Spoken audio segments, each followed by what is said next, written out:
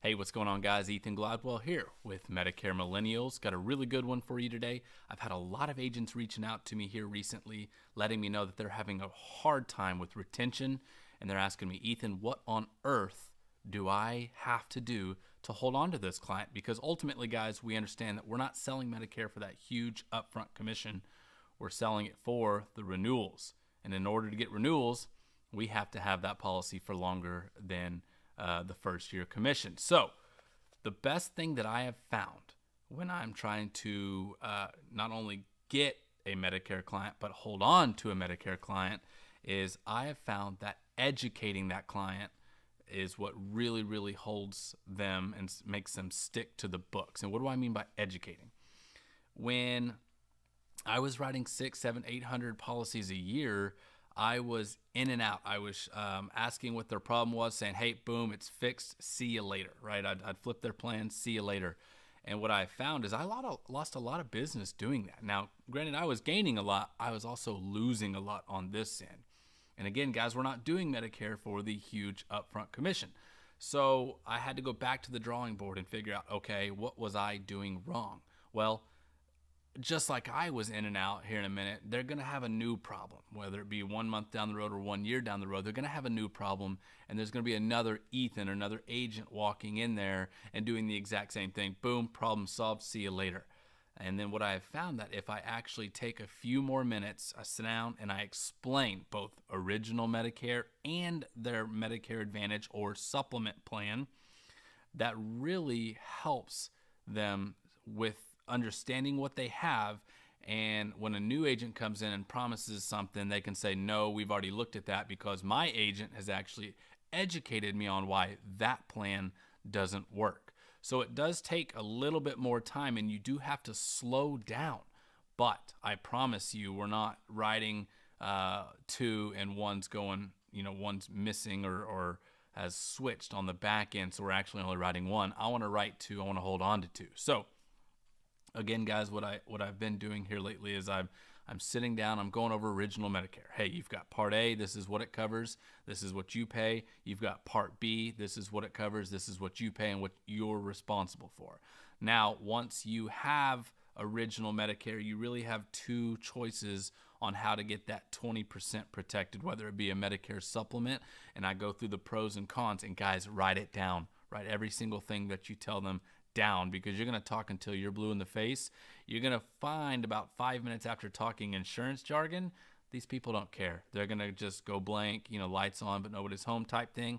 So make sure we're writing down, make sure they can sit there and see what you're writing down, and make sure that they're following along. So we're going to go over the pros and cons of a Medicare supplement with a prescription drug plan, and then we're also going to go over pros and cons of a Medicare Advantage plan with a prescription drug. And ultimately, you're going to turn that piece of paper to them, slide it over to them, and say, based on your situation, Mrs. Jones, what do you think fits your situation, your goals, your doctors, your drugs the best? And you're going to let them make that decision.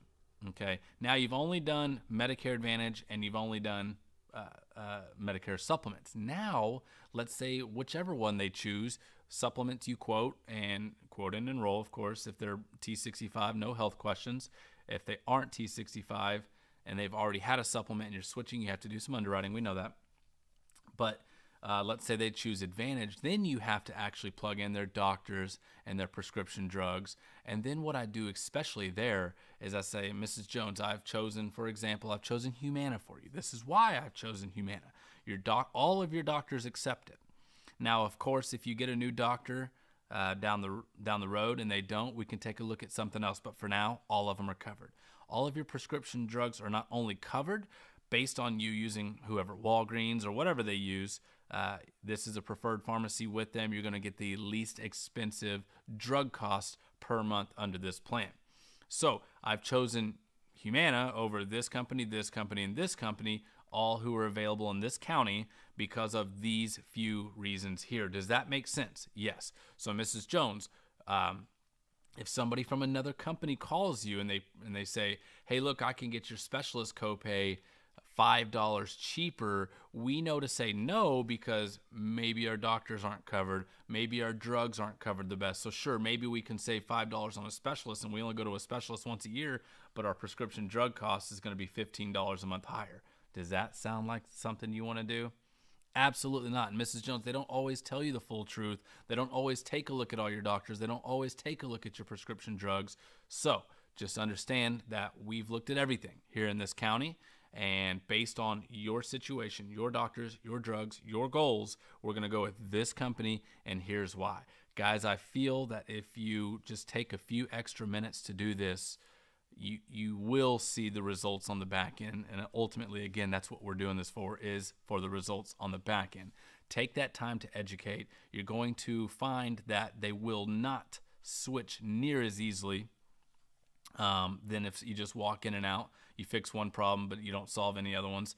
And then you're also going to find that you get a lot of referrals, because what's going to happen is these clients of yours are going to know just enough information about Medicare and maybe their plan specifically that they're going to tell their friend, and eventually they're not going to be able to like really communicate all the good and positive things, and they're going to go, you know what, I don't know, you got to just call my guy Ethan.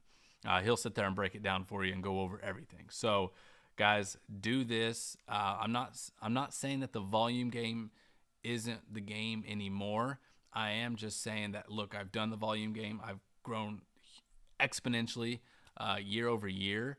But what I have found is the longer that I'm in this business slinging Medicare, the longer and more I understand the importance of an education and educating that client. So I hope this helps. Take a few extra minutes, sit down with them. Don't just solve one problem.